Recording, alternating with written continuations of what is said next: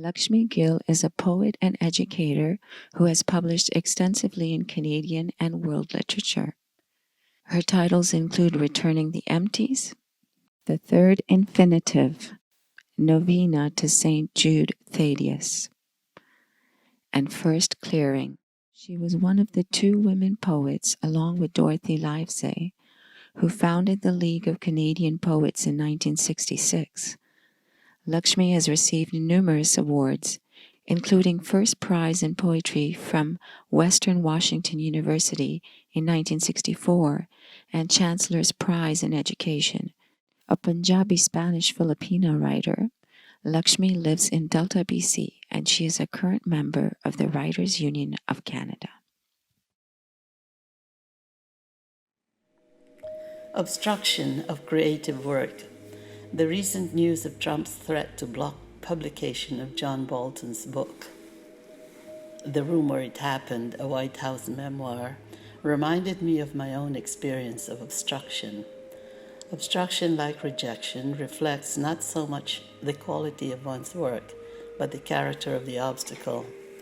Unlike rejection, however, it gives rise to a greater pain because the work has been accepted for publication or has undergone the process of the industry's gatekeeping. In rejection, of course, unless one has a tough skin, one could end up in despair. But I've known writers who've lined up their walls with rejection letters, then carried on sending out their work, not as in repetitive compulsion, but as in what Gertrude Stein calls insistence. In the end, one realizes that it is more about the agenda of the publisher or editor or anthologizer or reviewer or critic or curator and their committees. Obstruction is also about that, but is more insidious. If it is personal, it shows the other person's cruelty, jealousy, selfishness, fears. If it is public, then we are in the realm of systemic injustice, deep-rooted racism, and the ideology of silencing. All three are underpinned by an historically white-dominated narrative that has resulted in a cultural apartheid. Opposition to this dominant order began on day one of its imposition across the colonies, and the struggle continues to this day. In the 1990s, I grew tired of having to fight this postmodern racism. I was being asked under what shelf should my books be placed, whether that were a bookstore or a library. Post-colonial, third world literature, new literatures in English. It felt like being a commodity, a tourist trinket, an artifact.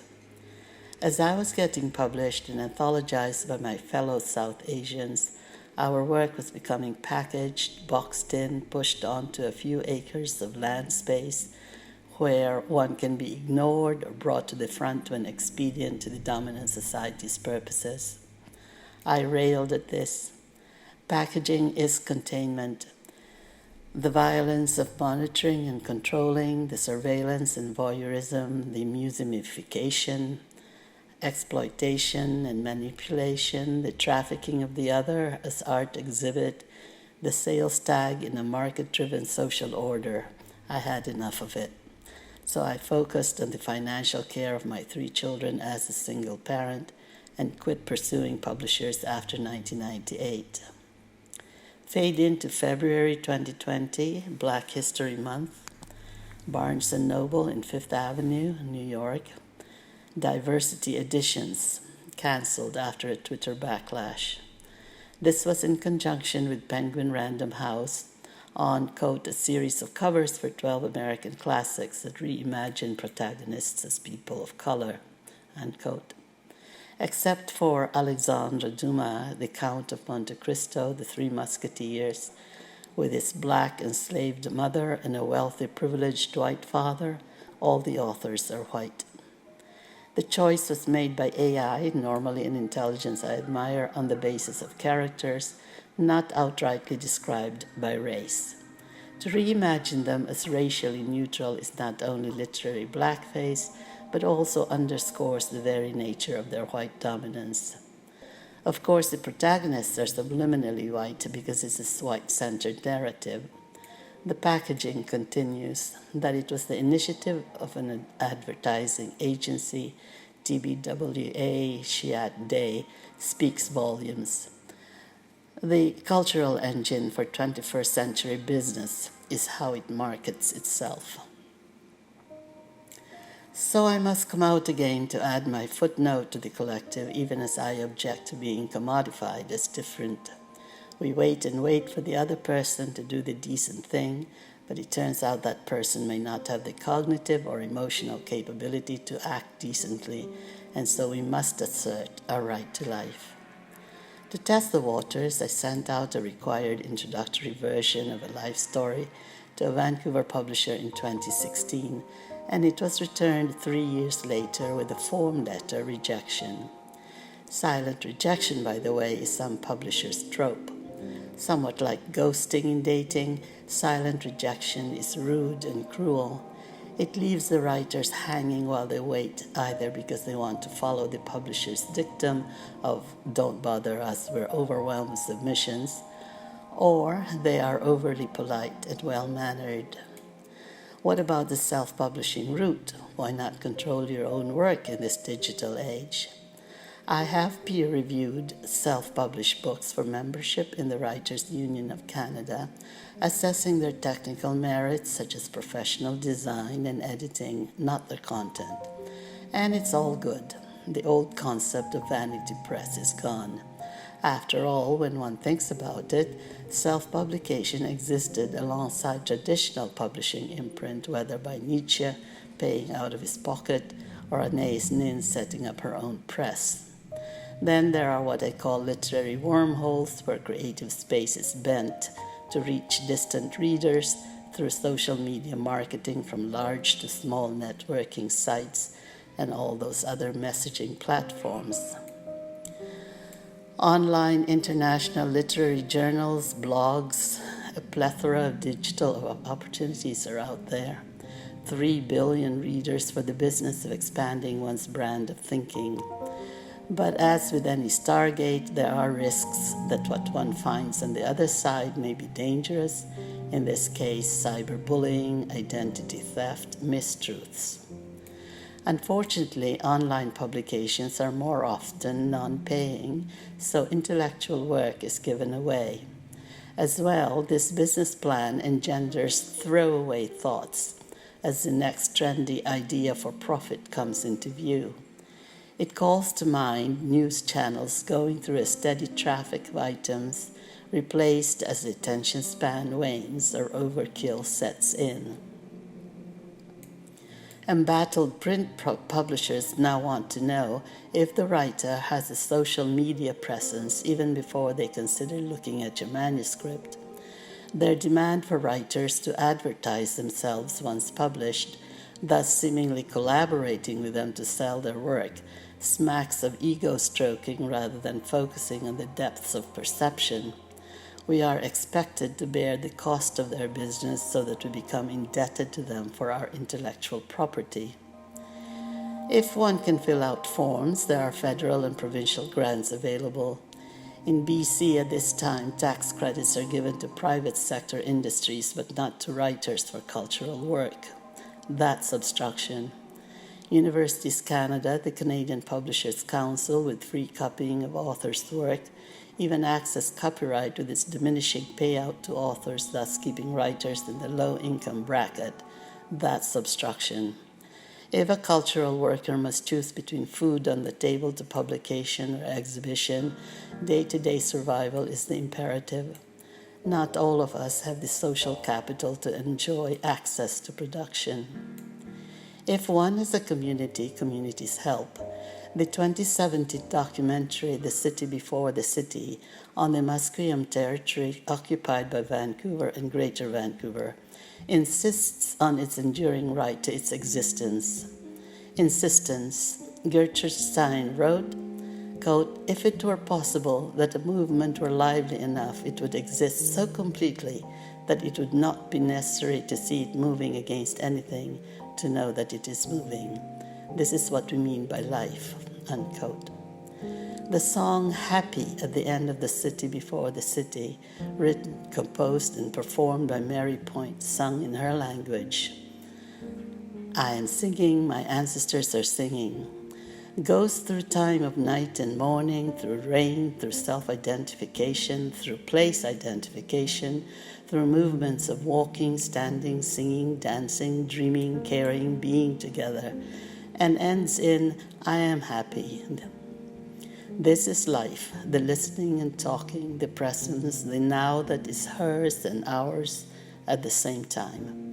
The indigenous statement, quote, we're still here, unquote, is both ancient and dynamic. That life would be a movement so lively that it would not be necessary to see it moving against anything to know that it is moving is an ideal. That existence is its own being.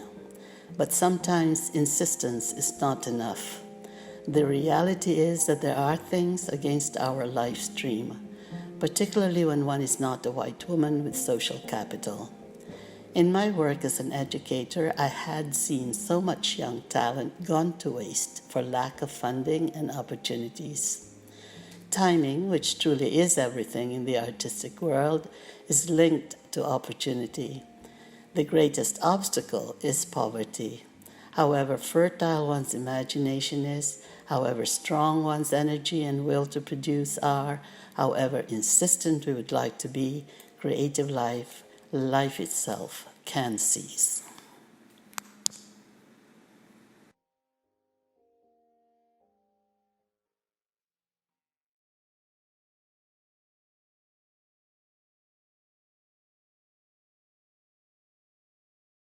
Cognito, a poet, author, and the founder and artistic director of 15 Minutes of Infamy, a word-crafted cabaret in Nanaimo, BC, where he also works as the assistant director of the Wordstorm Society of the Arts. Since authoring Flora, Fauna, and Homo Sapiens, a poetic tango with co-author Pat Smeckel, Ian has been putting the finishing touches on Musings, a bestiary of poetic reflection. He also writes short fiction and has an extensive portfolio of children's fiction and verse. His other incarnations have included language instructor, child and youth care worker, and theatrical clown, in no particular order. Ian lives in Yellow Point, BC. Hello, Surrey Muse. Thank you, Fauzia. This is Bill Arnott, and I'm just delighted to be asked to virtually speak about my friend, Ian Cognito. I had the privilege of first hearing Ian read his poetry at 15 Minutes of Infamy in Nanaimo, and then I had the extreme privilege of reading alongside of him at a couple of 15 Minute of Infamy events, part of that Wordstorm group, Good Island events, and then again at a spoken word event. We went from Nanaimo Bar to the Green Olive Room and Buzz Cafe. We even had an impromptu sing-along at the Federation of BC Writers conference at the Nanaimo Conference Center. We even had a little carpool sing-along. So I know and I love Ian's work. You are in for a huge treat. I'd been very much looking forward to doing a Surrey Muse event together with Ian last fall. Weather wasn't cooperating. Last minute the ferries were canceled due to the chop on the water. And talk about professionalism and dedication. Ian even tried to get on a last minute flight, but they were all overbooked because the ferries were down. So sadly we weren't able to perform together. That one would have been a special one last October, as it was Ian's last day of work at his traditional day job. So his retirement, and to all of our benefit, his leap of full-time into the arts. You're in for a treat listening to Ian. His writing is intelligent, it's poignant, it's quirky, and it is invariably funny. And I cannot wait to read alongside him together again in the future when it's not virtual. But in the meantime, everyone stay healthy and safe. And what a privilege. You are in for a treat. Cheers, Ian, my friend. Continue with your great, great craft. Good evening, Surrey Muse.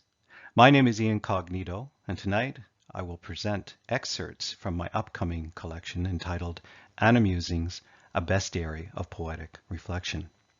This collection presents my take on animalia, along with musings about the animal world itself and our own animal natures. On offer tonight, a sampling from different sections of this book. So now I will let the poems and the sections in which they reside speak for themselves. Please enjoy.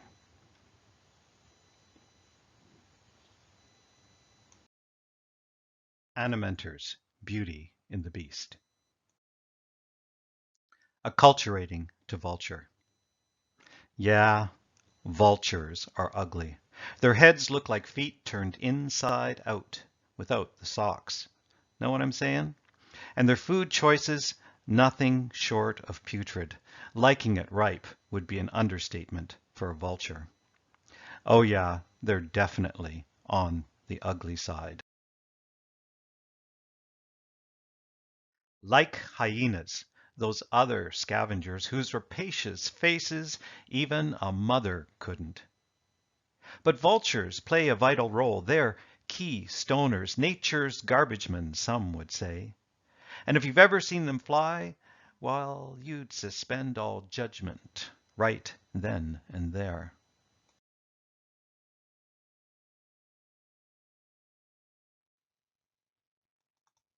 As they circle overhead on ascent quest, gliding on 6-foot wingspans, barely flapping as they navigate on thermal currents, making this air ballet of theirs appear effortless and serene.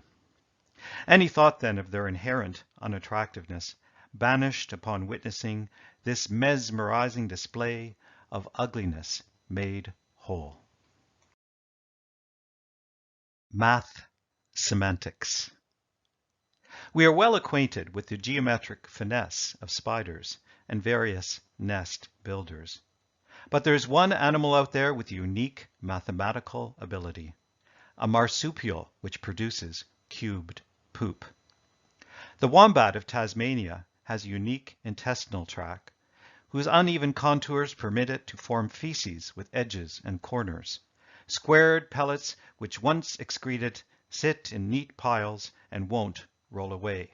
Now that's staying power. The purpose of the 80 to 100 cubes deposited outside burrows or left in other strategic locations? To communicate with other wombats. This is some serious shit, the sniffer might conclude when seeking a mate or when giving a wide berth to hexahedral warnings. I guess humans do the same thing in a way, though on a larger scale. We call ours buildings, homes, edifices, skyscrapers, Trump towers. And we've got just as much to communicate through our edged and cornered poopings, if not more so. Though we are limited to gracelessly constructing our cubiform communiques extra-intestinally.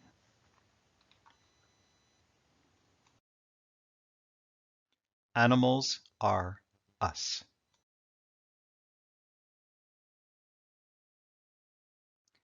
Infinite relations. Akarya Wariusha. Let's say it again. Akarya Wariusha. Don't you love the sound of that? A sea worm which lived 555 million years ago. Common ancestor to fish, amphibians, reptiles, various invertebrates, and yes, humans. Bilaterians like us, though I regret to say sponges, corals, sea stars, and jellyfish are not part of the family. Called bilaterians like us due to a symmetrical back and front, equipped with a mouth, anus, and a gut in between.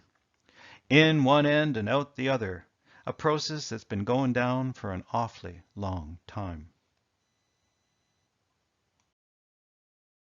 Sorry, Lucy, you'll have to step aside. Relinquish your exalted position at the pinnacle. We have a great, great, great, blah, blah, blah ancestor who makes your unearthing pale by comparison. A 6 millimeter sea worm, uniting most of God's creatures as brethren. There was no immaculate evolution, not by an ultra-long shot. Razzmatazz, jazz, cat, cut, quick. Inspired by the soon-to-be-released Cats movie, Carolyn attempts a stretch, a graceful stretch, cat-like in conception and execution, the full-on kind of cat stretch that zippers from tip to tip in one undulating ripple. It starts in her soft forepaws, shifts up through her limbs, quivers across her shoulders, arches up through fluffy abdomen and along her supple spine, producing cat-inspired calligraphy in movement, the perfect W with a flick of tail as the final flourish. Ah, but somewhere in the process she pulls a muscle just below her armpit, teres major, cramps up due to the most human-like of spasms, unmistakable, cutting through this illusion in one wincing jolt. She had hoped to ride the wave a little longer, to slink kitty-like into a leisurely gambol, or to curl in upon herself in cat-like repose. But instead she has revealed she's no kitten after all, nor a properly warmed-up dancer with feline pretensions.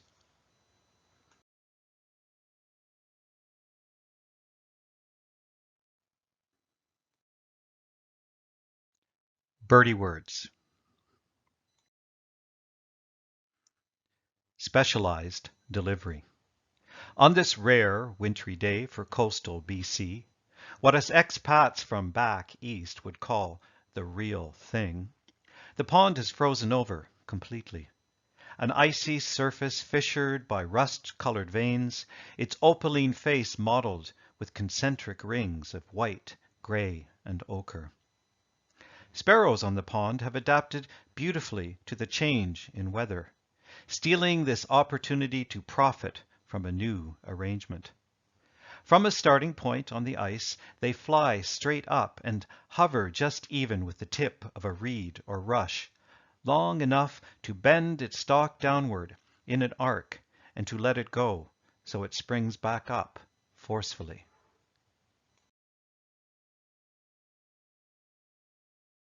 They descend straight away to a place on the ice where seeds have fallen thanks to this makeshift catapult of theirs, and they chow down on freshly harvested grains by the many. Now, who is it postulated the ability to improvise tools and to use them adroitly is the exclusive domain of humans and simians? And what would an ant or a bumblebee or a bird have to say about such a conceit?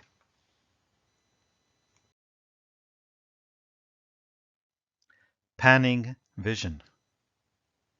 Mergansers cut through the mere surface of this placid pond, pixelating the forest doppelgangers reflected within. Flat-screen trees and bushes dissolving into a million refracted moments, which zigzag in and out of focus on infinite ripples. These ducks are impervious to the possibilities offered in this kaleidoscopic display.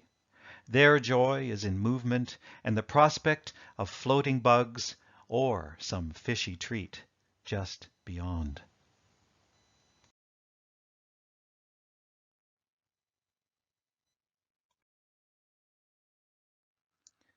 Humanity.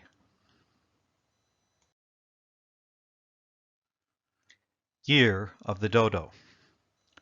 Scientists talk seriously about pursuing a program of de-extinction, about creating what they call necrofauna, to rekindle or fortify species either long gone or near extinct.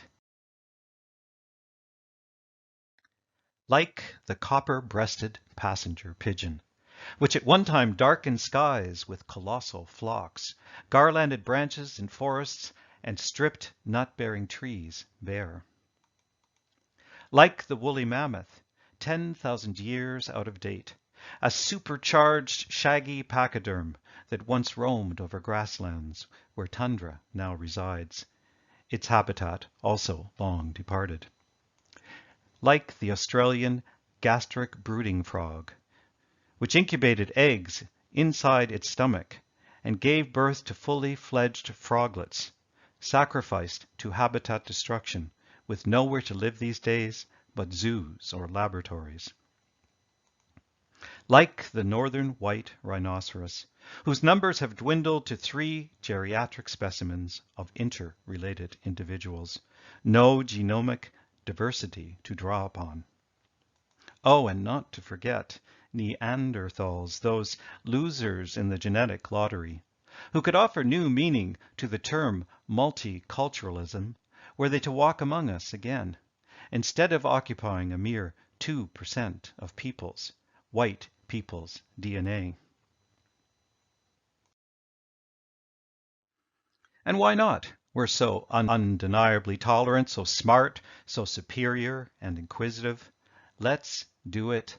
Can't wait. Dendrites. They stand there, all nonchalant, towering yet unobtrusive, quietly taking things in, swaying imperceptibly to circadian rhythms, giving us to believe they are taken up with the business of osmosing, the manufacture of sugars, pigments, and fiber, when they are, in fact, spying on us, hiding under forest cover in plain sight, camouflaged by a stealth within their stillness.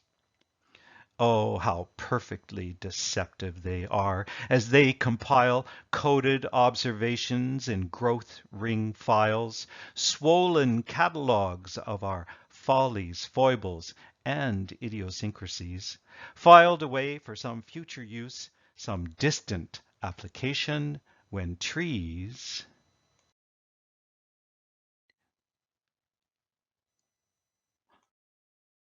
A is for arthropod. Resilience embodied. Look close. This news just in. We will be outlived in millennia, in super eons, by this tiny creature called the tardigrade. No, not by the cockroaches we've immortalized in song and in post-apocalyptic scenarios. The tardigrade, aka water bear. A tiny, unassuming, near microscopic creature, 0.55 millimeters in girth. Rather ugly by human standards, lacking eyes but with 8 clawed appendages and an asshole-like orifice in the middle of what you might call a face. Tiny but ugly, resilient, 500 million years on Earth so far and counting. Able to survive extremes of every kind, you name it. 30 years of drought, the vacuum of outer space, the collapse of our atmosphere, severe radioactive contamination. An endless stream of reruns of all 39 seasons of Survivor. This creature, the tardigrade, safely ensconced deep, deep underwater in our oceans, living to a respectable age of 60, minding nobody's business but its own. Only a thorough boiling of these ocean waters could bring about its demise, which is about as likely as humans surpassing the success of the dinosaur. It's not going to happen any time soon. Put that in your pipe. South American wedge-capped capuchins use a millipede's lethal mix of benzoquinone and cyanide as a pesticide to stave off malaria-carrying mosquitoes and bothersome ticks. They'll also pass around a millipede like a joint, taking little nibbles and licks to induce a trance-like high, to get themselves through a day of preening and gleaning and efforts to avoid predators and poachers. vigilance can be a wearisome business. These monkeys, like their human counterparts, smokers, tokers, vapors, and insecticiders, risk the long-term consequences of a millipede's cancer-causing cocktail for the pleasure of a transitory high. They've not yet seen the research and the prospect of living insect-free. Except, of course, for that one bug of choice, the millipede, the one with multiple appendages, no wings, and the single-minded determination of a train. Toxic tonic detours notwithstanding. Imposition of glass. Imposition of glass. Can glass be trusted to let every detail pass through, each subtlety and shape, each hue? Can it be trusted to let the sun's morning grace pour in unadulterated, to perform its magic trick of lifting goosebumps from the skin? Can glass, this intermediary, be trusted not to shatter into infinite pieces in one swift torrent, exposing the whole world out there as it floods on through in all its rawness and its beauty? Who could endure such a thing?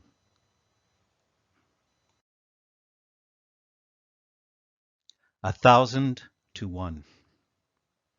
A sudden gust sends maple keys, thousands of them, whirly-birding down around us in a flurry of wondrous precipitation. Nature delights again, is at her aerodynamic best with yet another of her cast of thousands pageants.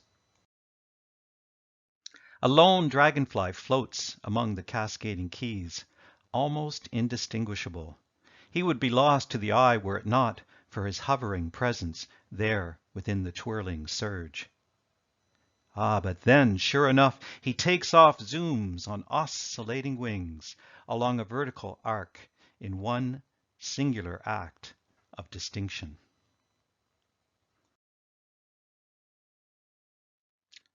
Soul search. Deer at the other side of the pond pauses, looks out at nothing, unsure of what to do next. Pauses longer, still uncertain. And I can see how a deer too could experience some kind of existential anxiety, hesitation about where to next and why. Ah, but then he starts to lick away at his rump. Problem solved. I am still learning. Ecolution. When meerkats begin to swim, will dolphins crawl back onto the land they once abandoned? Will woolly mammoths walk again upon this earth to remind us what has been lost? And birds, will they devolve back into dinosaurs as we, H. sapiens, rescind our privileged relations with fire and the wheel? The wheel. Enrico Renz is a delightful one-man band singing songs to interact with the audience so that he can challenge our values and inspire us to think outside our respective boxes. He plays guitar, bass, keyboards, and drums, and he has performed at various literary and music events in Metro Vancouver. He has released a CD titled Skytrain as part of Secret Messengers. Enrico co-hosts a weekly songwriters open mic with Lauren Nemeth and Lilia Vallis in New Westminster. In his journey on to music, he experienced a long period where he chose to withhold writing, composing, and singing. Meanwhile, everything else was on the go, including playing improvised music and chess, both entwined in the process of creating songs.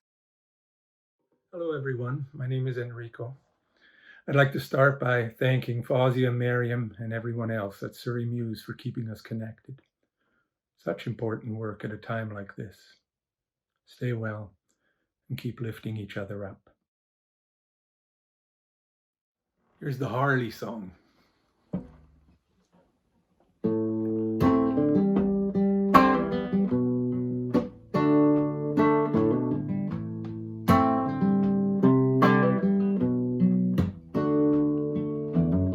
Jokingly she said, when I'm dead, go buy yourself a Harley, baby.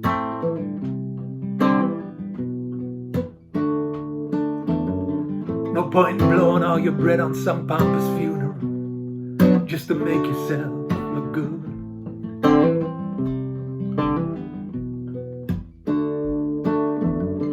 You know, no matter what you do, there's gonna be people talking trash about you, so you might as well give them something good to talk about.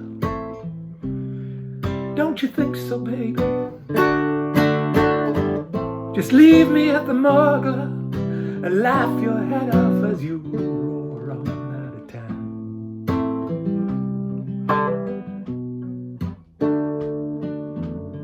I know some crazy people who say that in a crazy world it's crazy to be sane. That sanity is all about acting sunny while your heart is filled with rain. That if we were truly truthful, we'd be raging at the pain. Oh, I miss you, baby. I only wanna cry.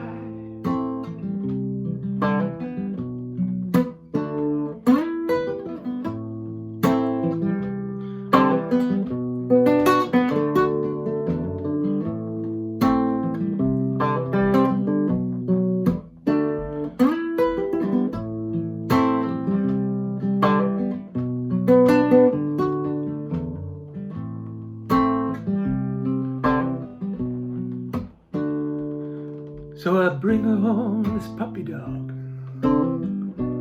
It was all I could think to do.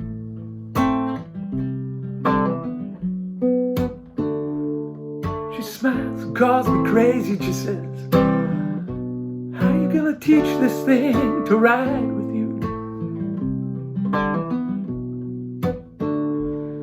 And it hits me like a shot. She knows there's been a time when the road was calling out to me.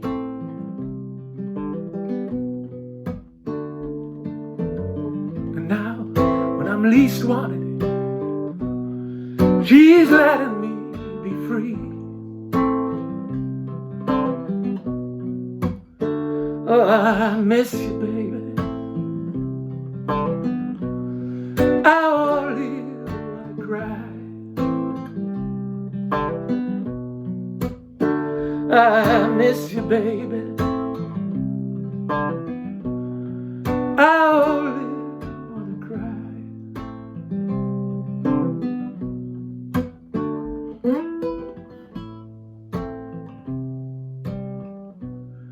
I only wanna cry.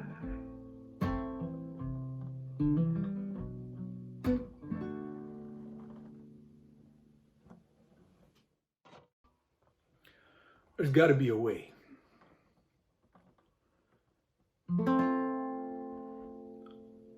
Turns out the two birds you killed with one stone were lovebirds. Turns out the stone that you cast away was pure gold. Regretting your past, that's how you're spending your days now. With your face in your hand, all you can do is grow. There's gotta be a way, there's gotta be a way to make your way back to that highway, that easy road that carries you along. There's gotta be a way, there's gotta be a way to get back on that highway. Let it take you back where you belong. Turns out the story of those who have lost is all too familiar. Turns out the sound of a breaking heart is an ancient song. Whatever your past, it's time to come back to the world now. With your face in your hand, you only sustain what went wrong. There's gotta be a way, there's gotta be a way to make your way back to that highway, that easy road that carries you along. There's gotta be a way, there's gotta be a way to get back on that highway and let it take you back where you belong. Let it take you back where you belong. There's gotta be a way.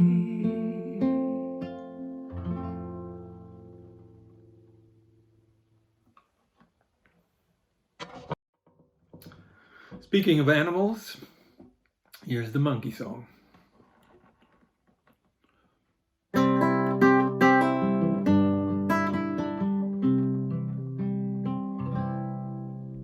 To think I was just swinging through the jungle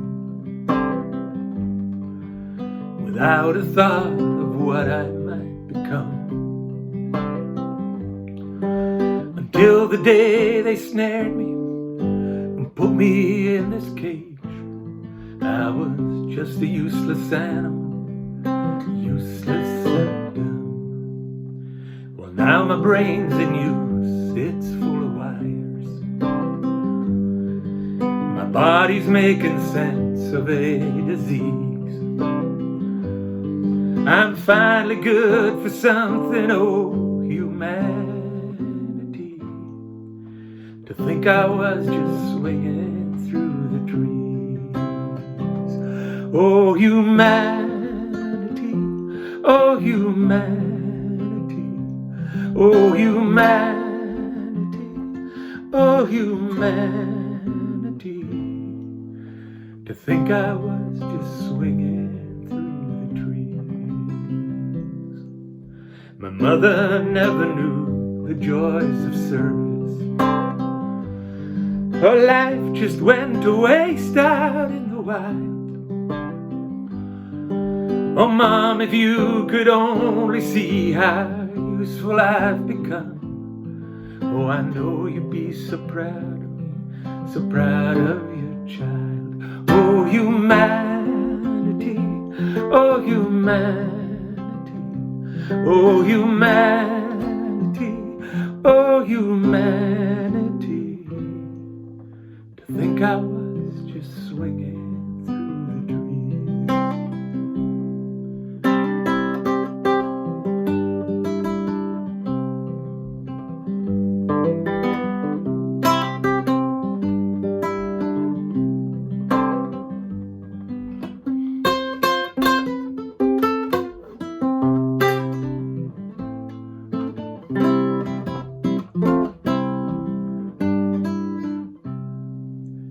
It's true, I sometimes long for Mother Nature.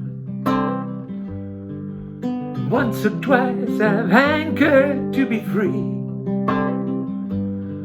But who am I to question humanity?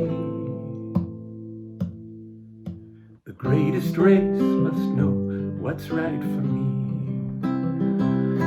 Yeah, now my brain's in use, it's full of wires.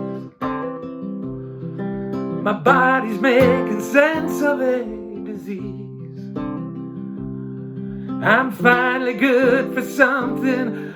Oh, humanity, to think I was just swinging through the trees. Oh, humanity, oh, humanity, oh, humanity, oh, humanity, to think I was just swinging through the trees.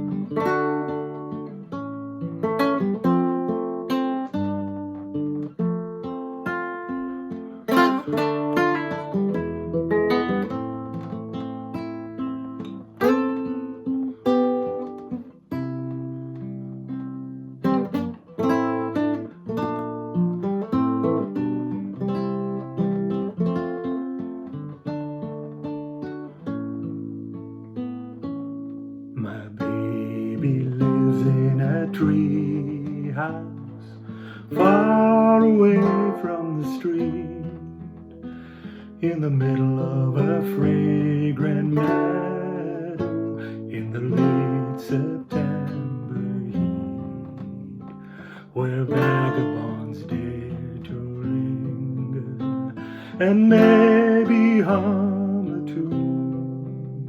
And the hummingbird is the noisiest thing in this golden afternoon.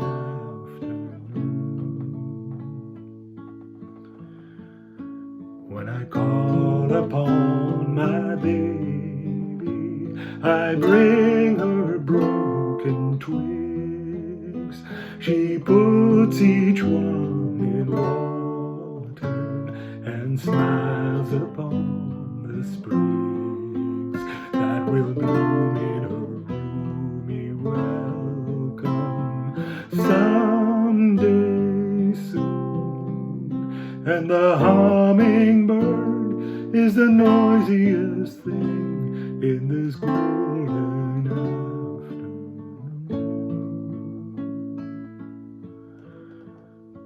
My baby is an angel beholden to this earth,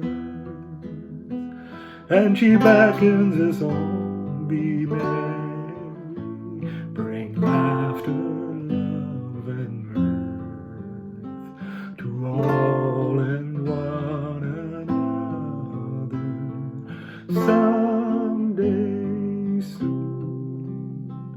And the hummingbird is the noisiest thing in this golden afternoon.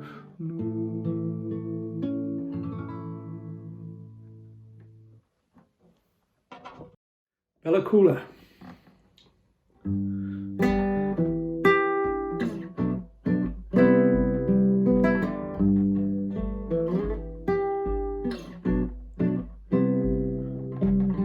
If we move far enough up north, I bet we could still buy a little house by the ocean.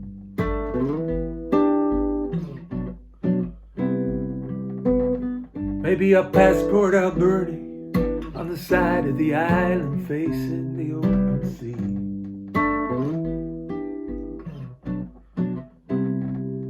Or how about Bella Coola?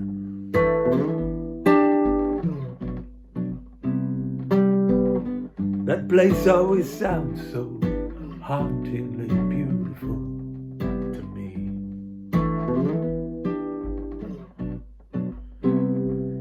I'll take any kind of work, any kind of pay, as long as at the end of the day we're together.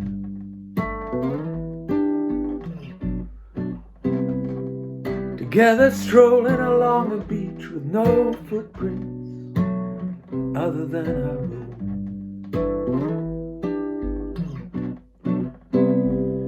And when when the night comes encroaching, we'll light a little fire in a ring of ancient stone. Yeah, how about Bellacura? Oh, how about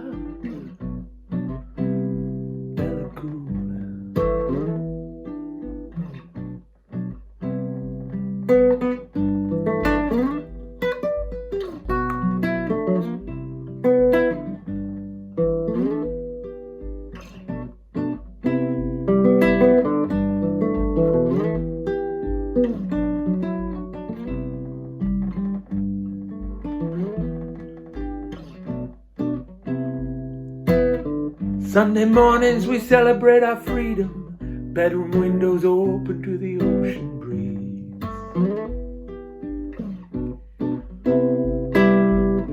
I'll make you a breakfast, like breakfast they only make in make-believe. And when the storm comes a-raging, our little house by the ocean shall shelter and reprieve. Oh, how about Bellacura?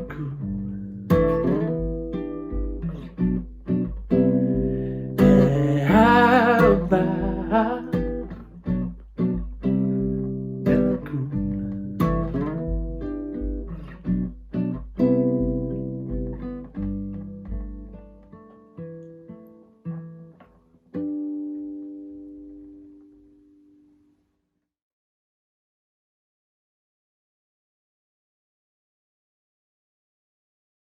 Rhiannon Marshall is a poet, writer, and a community organizer. Her poems have been published in Cedar Bark Poets Sign magazines, and she has co-hosted many monthly poetry readings. Rhiannon has also co-chaired an author Q&A event at Kwantlen Polytechnic University, where she is a fourth-year student achieving her Bachelor of Arts degree with a major in creative writing and a minor in counseling. At this time, other than compiling her first poetry collection, Rhiannon is working on a children's book titled Why Do You Walk Like That? Hi, I'm Rhiannon Marshall, and I'm going to read you a collection that I wrote in one of my fourth-year poetry classes, and it's all about different kinds of birds that I'd seen when my husband and I did our big year, where we spotted 111 different species of birds. So my first one is She Rules Her Life Like a Bird in Flight, and that's actually a line from one of the songs by Fleetwood Mac called Rhiannon.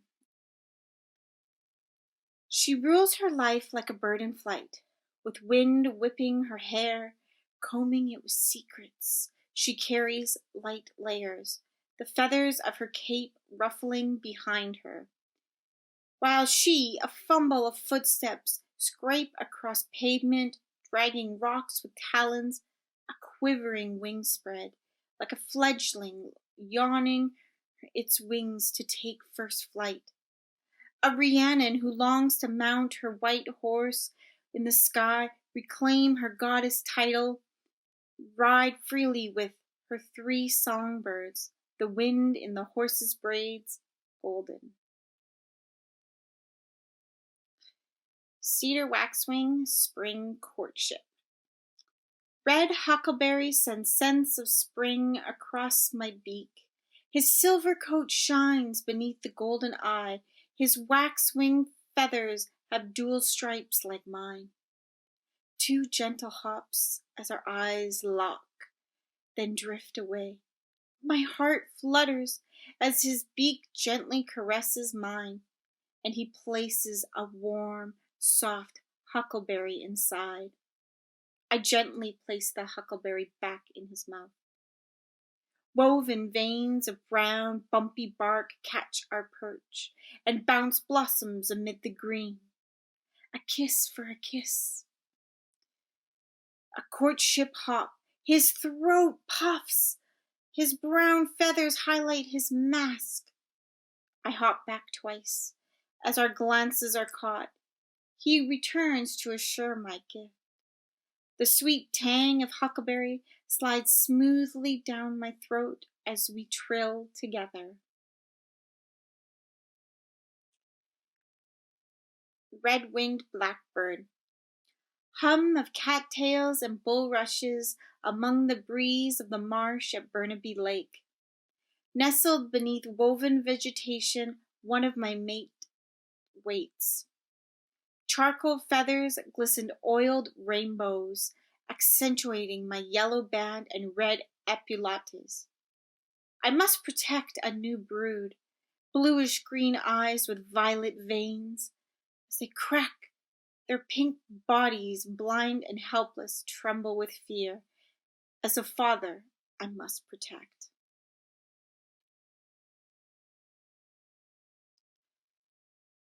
Song Sparrow's reflection.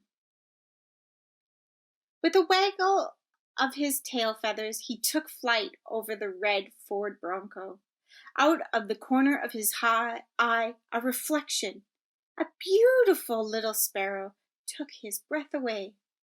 He perched on the silver branch where he sang, Chim-chee-chee-ta-wee, echoed by his reflection. The red tinge to his brown feathers stood out the most. The way the sunlight caught his smile out of the corner of his beak. Song Sparrow jumped from side to side on the silver branch, delightfully singing, Chim-chee-chee-ta-wee. Song Sparrow was so happy he would poop all down the side of the red Ford Bronco and take off. It's actually a true story that happened to my mom's old truck every day for years, so it was inspired by that.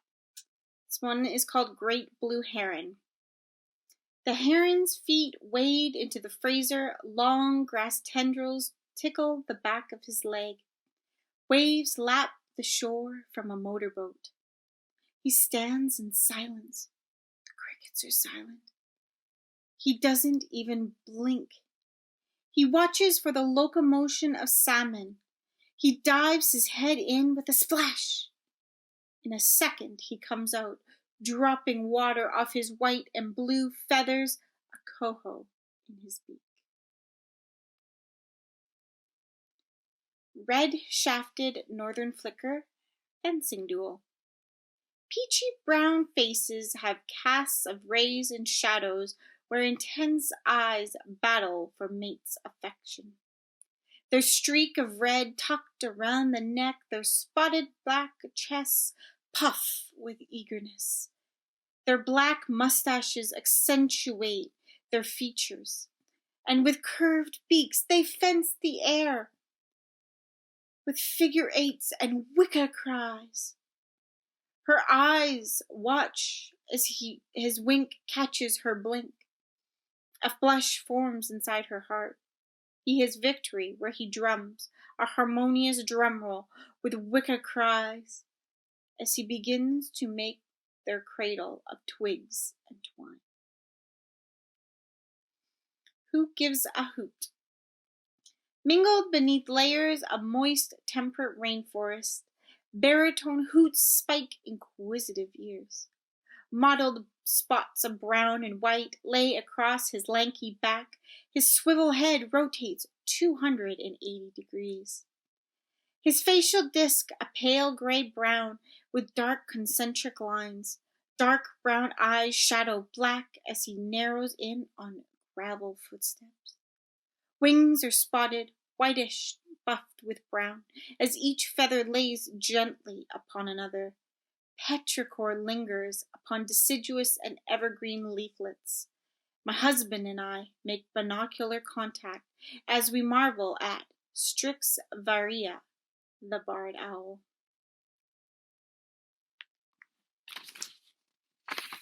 Chickadees trust.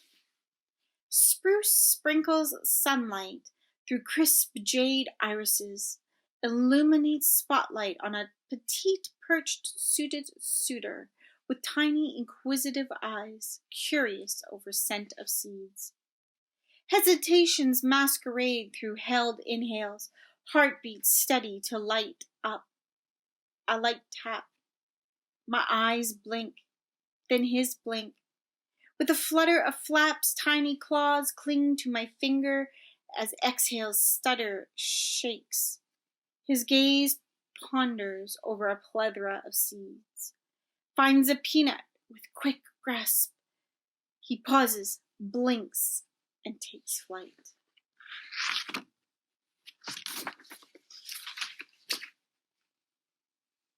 Eagle's torpor.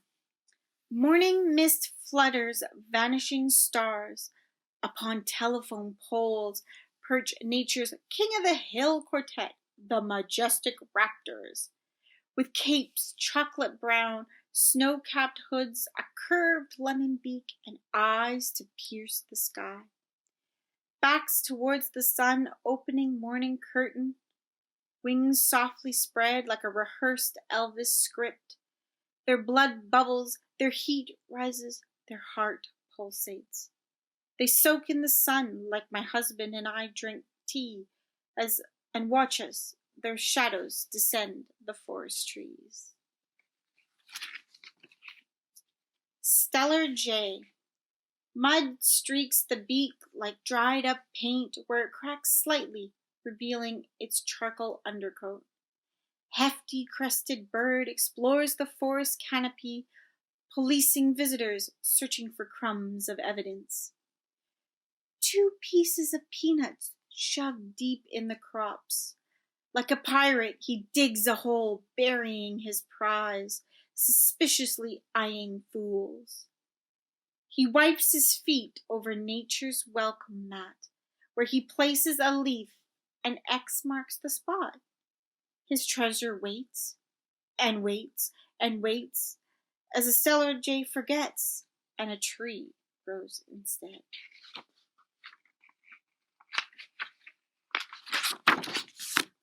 Last one that I'm going to read is By the Stroke of Dawn. See a fog dips below sunrise's horizon. Bristled evergreens hair tickle the sky with whimsical wind. Glitter of frost spilled across nature's floor. Sunrise will dust and sweep tiny rainbows of sky, as robin will whistle like a morning kettle to wake the world. Nanny of nature, a Mary Poppins so true, where a spoonful of sugar is buried beneath a frost. Thank you.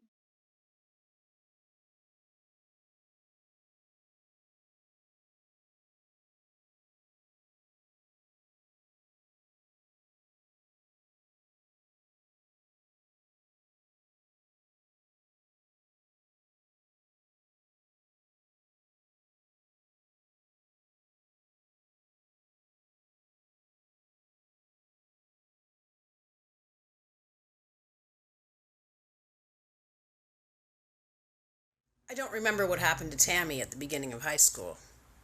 I guess it was only for a few months that Roxanne and I revisited our grade 1 friendship. How appropriate that we'd find each other at the start of a new school adventure. If that's what you'd call it. Adventure.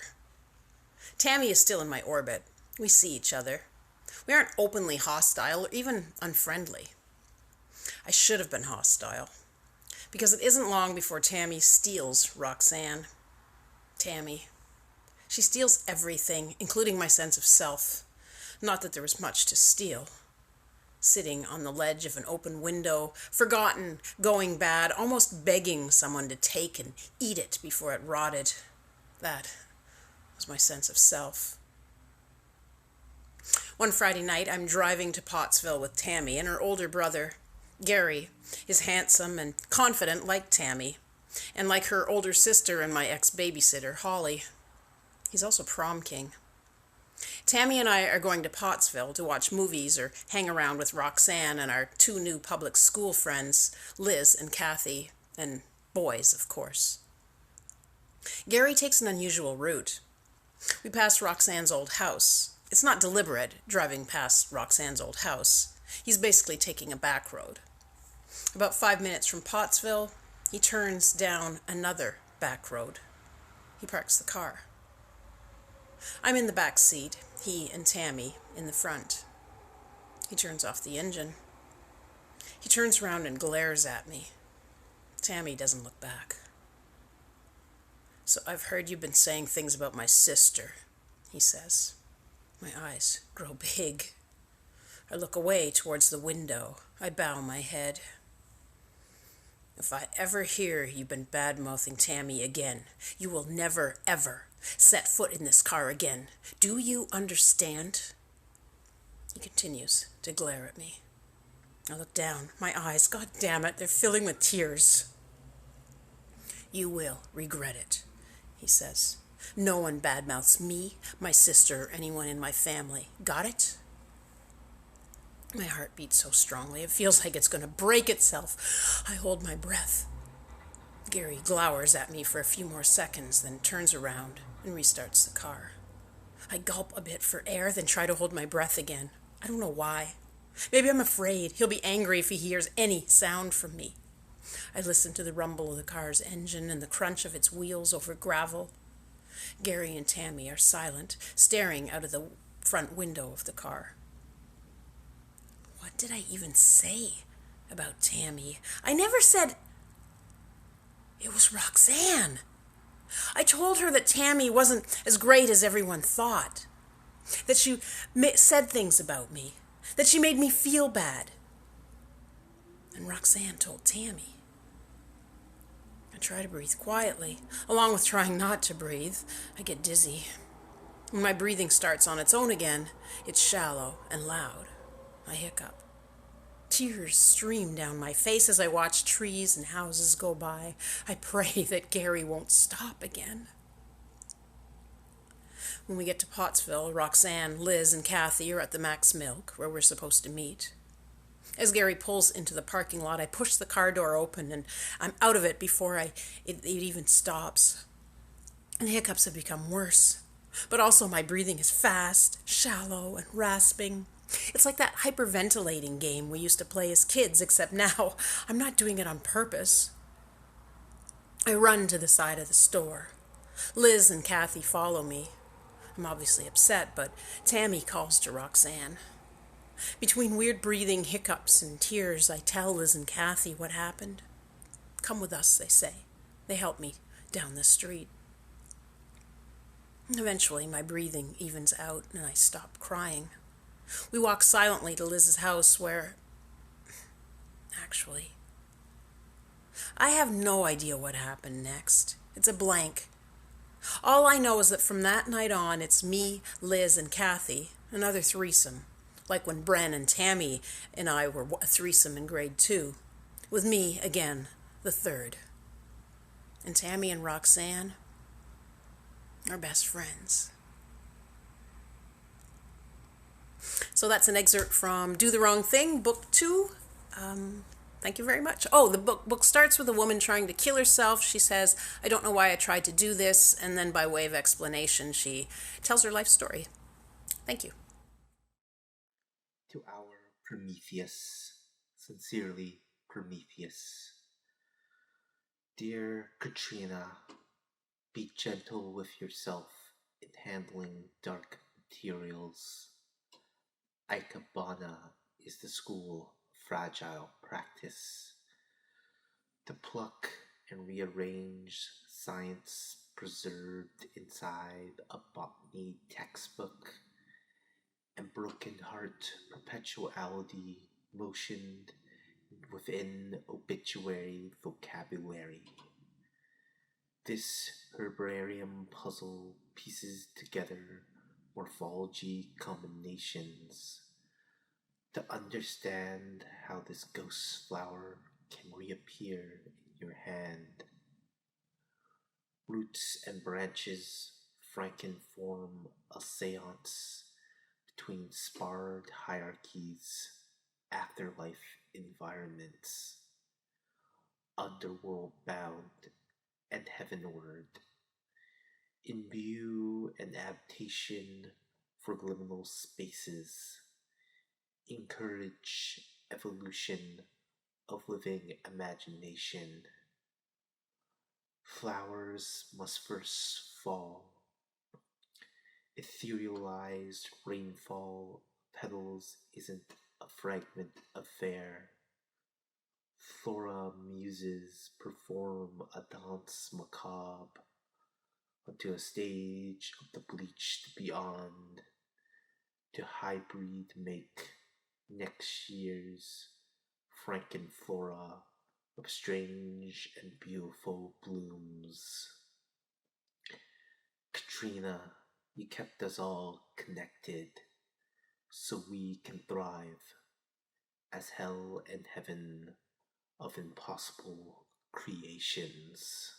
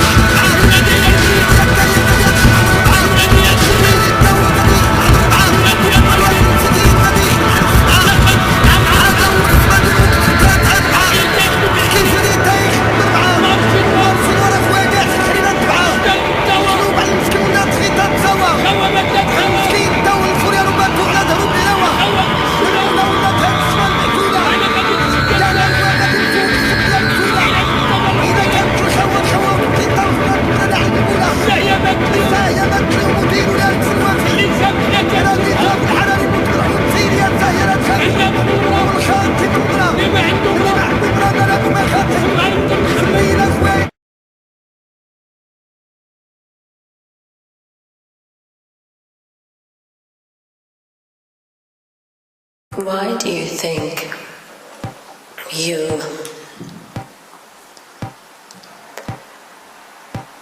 acted so out of line with this person?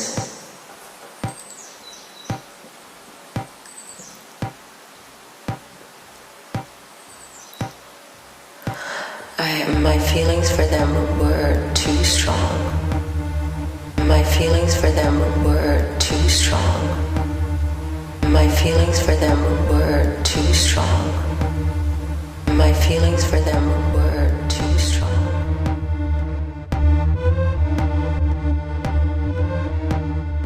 My feelings for them were too strong. My feelings for them were too strong. My feelings for them were too strong.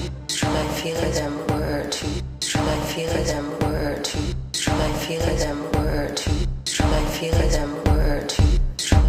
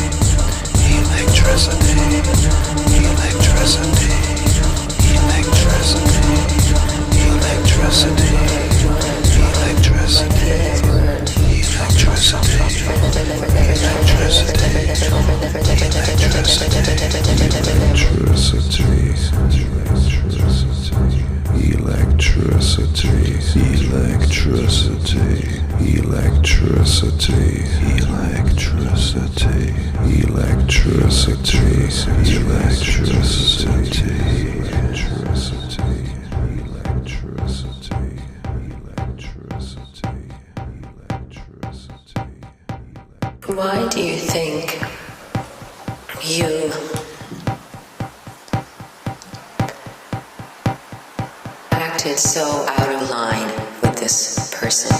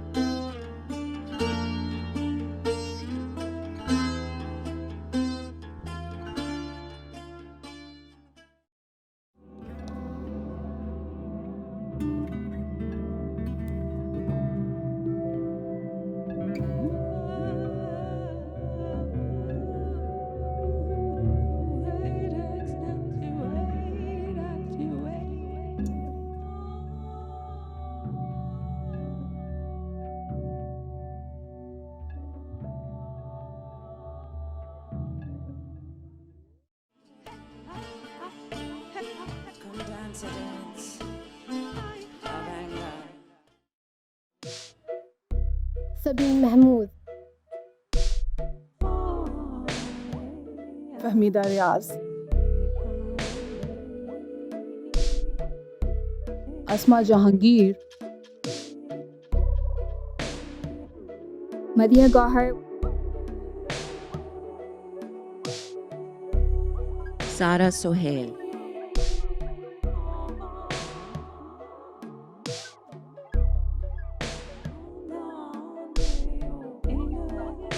Seema Kirmani,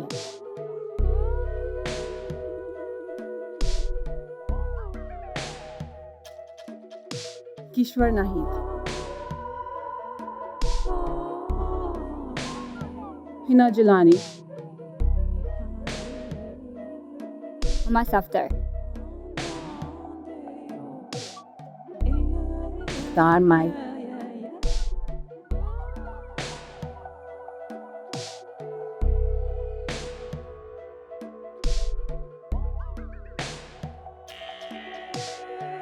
Sunira Tibani, Surjit Kalsi, Harsha Walia, Darshan Maan, Diane Redder,